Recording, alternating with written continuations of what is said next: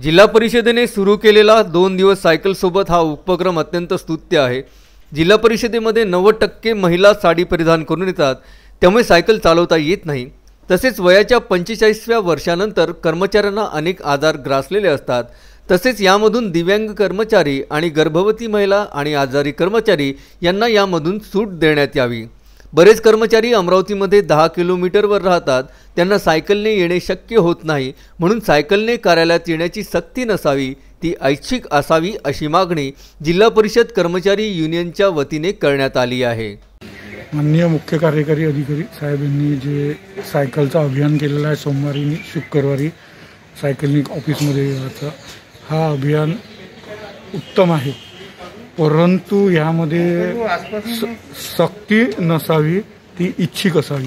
कारण जिल्हा परिषदमध्ये जे आज कार्यरत कर्मचारी आहे, वयोवृद्ध, आजारी, दिव्यांग व गर्भवती महिला यांना सायकलने येणे फार कठीण आहे व हृदय शस्त्रक्रिया झालेले हृदयरोगीसुद्धा मोठ्या प्रमाणात कर्मचारी आहे। आज आपण काही दिवसापडले घटना पाहिलीच आहे, शिवाजी शिक्षण संस्थेत असलेले एक अधीक्षक पदावर असलेले कर्मचारी हे सायकलचा व्यायाम करताना हार्ट अटॅक येऊन त्यांचा दुःखद निधनसुद्धा झालेले आहे।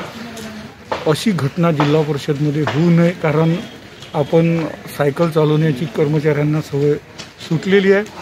त्यामुळे आपण आज सायकलनेच सोमवार नसला तरी आज सायकलनेच येऊन व आम्ही स्वतः सायकल चालवू शकतो। Vidarbha news bureau, Amravati.